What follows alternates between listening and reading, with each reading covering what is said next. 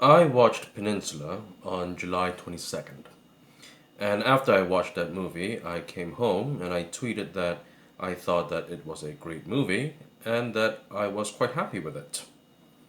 So, in order to make this review, I decided to go back to the theater to watch the movie again.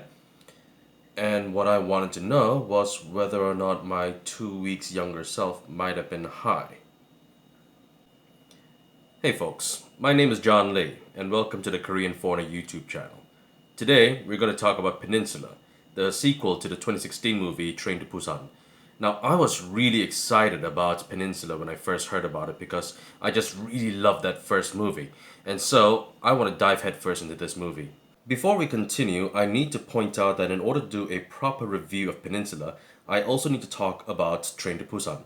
So I'll try to do a spoiler-free review of Peninsula, but I can't promise the same thing for Train to Busan. Now, if you want to watch a review of this movie that has got a lot of spoilers in it, I will upload that video in a couple of days, so please be patient with me. So let's start this review right and talk about what I liked about this movie first. Peninsula is a decentish standalone film. It's got a great ensemble cast full of veteran actors.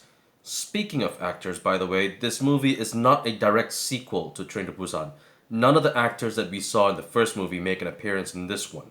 Some of the events in Peninsula take place concurrently with the events that took place in Train to Busan, but most of the movie takes place 4 years after what happened in the first movie. The plot of Peninsula was compelling enough, but I've got to say that, to be honest, I wasn't all that impressed with the main lead, Kang Do-won. That's because Kang Do-won played this stoic, formidable former soldier, the really strong and silent type. As far as cinematic characters go, Kang Do-won doesn't really offer anything brand new. Now, his castmates, especially Lee Jung-hyun, the female lead, and Kim Min-jae, who plays one of the main villains, they do a lot of heavy lifting in this movie, so they make this movie quite enjoyable, at least for what it's worth. Now, this is a Korean movie, so what that means is there will be plenty of melodramatic scenes. But because the movie was paced so well, those melodramatic scenes don't seem that annoying. Plus, the director, Yeon Sang-ho, who also directed Train to Busan, started out his career as an animator. And so there are plenty of chase scenes and action scenes in the movie that wouldn't be out of place in any major Hollywood blockbuster. So if that was all great, then what did I dislike about this movie? Well, unfortunately for this movie, its biggest drawback is that the audience will inevitably compare it to Train to Busan. And objectively speaking, Train to Busan is a superior film in every way. So, in order to talk about this movie, we also have to talk about Train to Busan and explain why that movie was so great. Now, Train to Busan was fresh and it had a claustrophobic feel to it. But it wasn't just your standard zombie flick, it also provided commentary on what it meant to be a human being. Train to Busan compared people who were willing to lay down their own lives for the people that they loved versus people who were willing to sacrifice others for their own selfish gain. Unfortunately, Peninsula lacks a lot of those themes that were dealt with in Train to Busan. For one thing, the storyline that takes place in Peninsula doesn't take place in a train, and so that claustrophobic feeling that we had in Train to Busan is gone. There's also not that much character development that takes place in Peninsula. In Train to Busan, we get invested in the characters. The main character is a self-centered fund manager who manages to find his inner humanity as he does everything he can to protect his daughter.